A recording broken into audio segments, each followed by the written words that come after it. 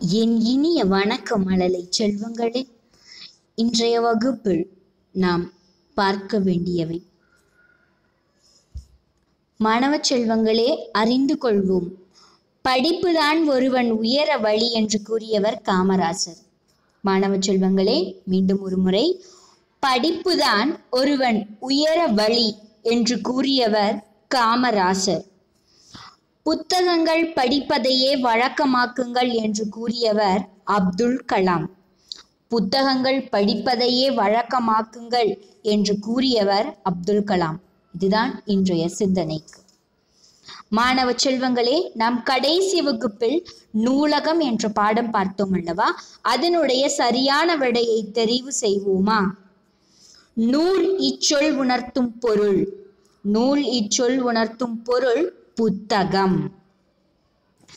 அறிஞர் இச்சொல் உணர்த்தும் பொருள் அறிவில் சிறந்தவர்.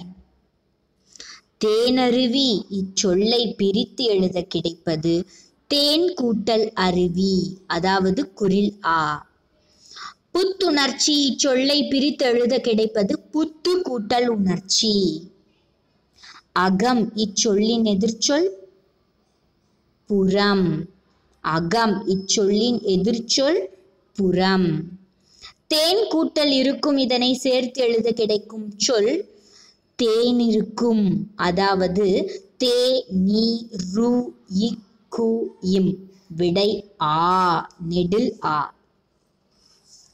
மாணவ செல்வங்களே, நூலகத்தின் வேறு பெயர்கள் யாவை? நூல் நிலையம், புத்தகச்சாலை. சரி, நூலகத்தின் பயன்கள். நூலகத்திற்கு நாம் செல்வதனாலோ அல்லது புத்தகங்களை படிப்பதனாலோ நமக்கு என்ன பயன் கண்ணா? நம் அறிவை வளர்த்து கொள்ள உதவுகிறது. நம் மூளையை புத்துணர்ச்சியாக வைத்துக் கொள்ள உதவுகிறது. சரியா மாணவ செல்வங்களே? நூலகத்தில் குழந்தைகளுக்கான சிறப்பம்சங்கள் என்னென்ன உள்ளன? நூலகத்தில் வாசகர் வட்டம் மூலமாக குழந்தைகளுக்கு நூலக தினத்தன்று பல்வேறு விதமான போட்டிகள் நடத்தப்படும். சரியா? அது மட்டுமல்லாது குழந்தைகளுக்கென்றே தனி பிரிவு உள்ளது. போட்டிகள்லாம் நடத்துவாங்க இல்லையா கண்ணா? அதற்கான பரிசுகள் வழங்கப்படும். இதுவே நூலகத்தில் குழந்தைகளுக்கான சிறப்பம்சங்கள். நீ நூலகத்திற்கு சென்று வந்ததை பற்றி எழுதுக. கண்ணா, இதுக்கு முன்னாடி யார் யாரெல்லாம் நூலகத்துக்கு போயிருக்கீங்க? யார் யாரெல்லாம் நூலகத்தை பார்த்துருக்கீங்க? உங்களுடைய கருத்து என்ன? நீங்க நூலகம் போனீங்க இல்லையா? அங்க என்னென்னலாம் பார்த்தீங்க? உங்களுக்கு என்ன பிடிச்சது, என்ன பிடிக்கல, அதுல நீங்க என்ன தெரிஞ்சுக்கிட்டீங்க அப்படிங்கிறதெல்லாம் நீங்க எழுதணும் கண்ணா. இதுதான் உங்களுக்கான இந்த கேள்வி. சரி கண்ணா, சொல் கோபுரம் அமைப்போமா? இப்போ இங்க பாருங்க, கோபுர வடிவில் இருக்கு இல்லையா? 2, 3, 4, 5 அப்படின்னு இருக்கு இல்லையா கண்ணா? இதுல கவனமா கவனிங்க. இப்போ இதனை கரம் என்றும் கூறலாம். என்னவா இருக்கும் சொல்லுங்க பார்க்கலாம். அருமை கண்ணா. கை. கை என்னன்னு கூறலாம்? கரம் அப்படின்னு சொல்லியும் நம்ம கூறலாம். சரி, அடுத்தது 2 எழுத்துல பசு கொடுக்கும் பானம். பசு ஒரு பானம் கொடுக்குமா? அது 2 எழுத்து தானே. அது என்ன கண்ணா? பால். மிக சரியா சொன்னீங்க. அது என்னது? பால். மிக மிக அருமை. சரி, ஆறுகள் சென்று சேரும் இடம். ஆறுகள்லாம் எங்க கண்ணா போய் சேருது? யாருக்காவது தெரியுமா? அதுதான் இதனுடைய விடை. ஆறுகள் சென்று சேரும் இடம் என்னவா இருக்கும்? கடல். கா டா இல் 3 கட்டத்தை நிரப்பிடுச்சா? ஆறுகள் சென்று சேரும் இடம் என்னது? கடல். அடுத்தது பாருங்க, வண்டியில் சக்கரம் கலன்று விழாமல் பாதுகாப்பது. வண்டியில சக்கரம் கலண்டு விழாமல் பாதுகாப்பது எதுக்குன்னா அச்சாணி. என்னது? அச்சாணி. சரியா? சரி, அடுத்தது பாலைவன கப்பல். பாலைவன கப்பல்னு நம்ம எதை கண்ணா சொல்லுவோம்? பாலைவன கப்பல்னு நம்ம எதை சொல்லுவோம் சொல்லுங்க பார்க்கலாம். ஒட்டகம். ஒட்டகத்தை தான் நம்ம பாலைவனத்தினுடைய கப்பல் அப்படின்னு சொல்லுவோம். ஓ இ ட க இம், ஒட்டகம்.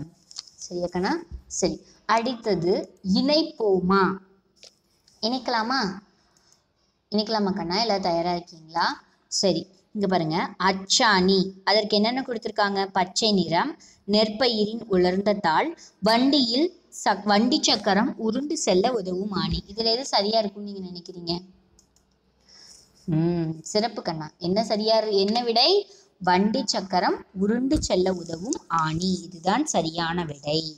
அடுத்தது பசுமை. பசுமை என்றால் என்னது? பச்சை நிறம். அதுவே சரியான விடை. அடுத்தது பாருங்க, வைக்கோல். வைக்கோல் அப்படிங்கிறது என்னது? நெற்பயிரின் உலர்ந்த தாள். வைக்கோல் என்பது நெற்பயிரின் உலர்ந்த தாள். சரியா கண்ணா? சரி, அடுத்தது பொருத்தமான சொல்லால் நிரப்புக. நெருப்பு இல்லாமல் டேஷ் முடியாது, சமைக்க முடியாது. விதை இல்லாமல் செடி வளராது. அடுத்தது வேற என்ன? சக்கரம் இல்லாமல் வண்டி ஓடாது. சரியா கண்ணா? இதை நீங்க சரியான முறையில நிரப்பியிருக்கணும்.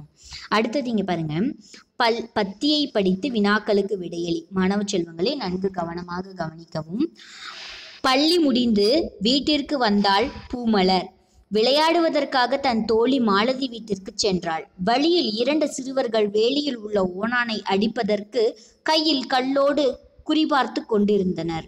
பூமலர் அவர்களிடம், ஓணானை அடிக்காதீர்கள், உங்களை அடித்தால் உங்களுக்கு வலிக்கும் அல்லவா, அதுபோல அதற்கும் வலிக்கும், எனவே உயிர்களை துன்புறுத்தக்கூடாது என்றாள். சிறிது யோசித்த அச்சிறுவர்கள் கற்களை கீழே போட்டுவிட்டு தங்கள் செயலுக்கு வருத்தம் தெரிவித்தனர். மாணவ செல்வங்களே, கவனமாக கவனிங்க. அதாவது ஈவினிங் டைமில் ஸ்கூல் முடிஞ்சு பூமலர் வீட்டுக்கு போயிருக்காங்க. வீட்டில் இருந்து தன்னோட ஃப்ரெண்டு மாலதி வீட்டுக்கு விளையாட போயிருக்காங்க.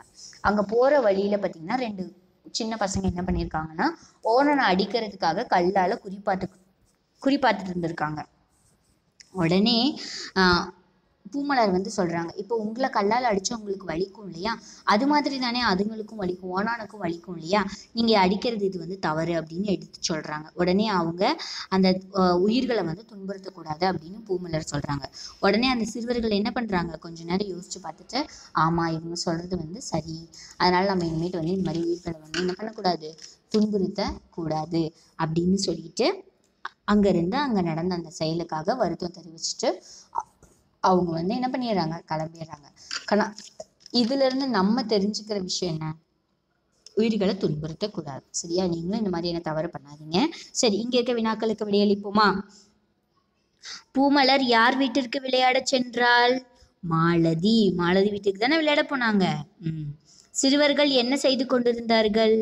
வேலியில் உள்ள ஓணானை அடிப்பதற்கு கையில் கல்லோடு குறிபார்த்து கொண்டிருந்தனர். சரியா? சரி, உயிர்களை துன்புறுத்தக்கூடாது என்று கூறியவர் யார்? பூமலர். ஏன்னா அவங்களும் ஏனெனில் உயிர்களும் நம்மை போல ஒரு உயிர் அல்லவா, அதனால் அவர்களை துன்புறுத்தக்கூடாது. சரியா? அடுத்தது, இப்பகுதியிலிருந்து நீ அறிந்து கொண்டது என்ன? உயிர்களை துன்புறுத்தக்கூடாது என்று நான் அறிந்து கொண்டேன். சரியா கண்ணா? இதான் இதுக்கான விடை. அடுத்தது பாருங்க, பொருத்தமான படங்களை மரத்திலிருந்து பறித்து பொருத்தலாமா? 8 கைகள் விரிந்தால் ஒற்றை கால் தெரியும், அது என்ன? குடை. அடி மலர்ந்தது நுனி மலராதது. அடி மலர்ந்தது நுனி மலராத பூ என்ன பூ? வாழைப்பூ. கையிலே அடங்கும் பிள்ளை கதை 100 சொல்லும் பிள்ளை, அது என்ன? புத்தகம். அன்றாடம் மலரும் அனைவரையும் கவரும், அது என்ன? கோலம். என்னோடு இருக்கும் சிறுமணி எனக்கு தெரியாது, ஆனால் உனக்கு தெரியும், அது என்ன? கண். இடி இடிக்கும் மின்னல் மின்னும் மழை பெய்யாது, அது என்ன? பட்டாசு. அடி காட்டுக்கு நடு மாட்டுக்கு நுனி வீட்டுக்கு, அது என்ன? நெற்பயிர். ஒளி கொடுக்கும் விளக்கல்ல, வெப்பம் தரும் நெருப்பல்ல, பளபளக்கும் தங்கமல்ல, அது என்ன? சூரியன். சரியா மாணவ செல்வங்களே? சரி, இதெல்லாம் நீங்கள் இந்த திறன்முறையில் பயிற்சி தாள்களை முடித்து பூர்த்தி செய்து நீங்கள் என்ன செய்யணும், உங்களுடைய கூகுள் கிளாஸ் ரூமில் போஸ்ட் பண்ணணுக்கன்னா இதுதான் உங்களுக்கான வீட்டு பாடம். சரியா மாணவ செல்வங்களே? நேரம் தவறாமல் ஆரோக்கியமான உணவினை உட்கொள்ளுங்கள். அதிகமாக தண்ணீரை பருகுங்கள். யாரும் வீட்டை விட்டு வெளியில் செல்ல வேண்டாம். சரியா மாணவ செல்வங்களே? நன்றி, வணக்கம். வாழ்க வளமுடன் மழலை செல்வங்களே.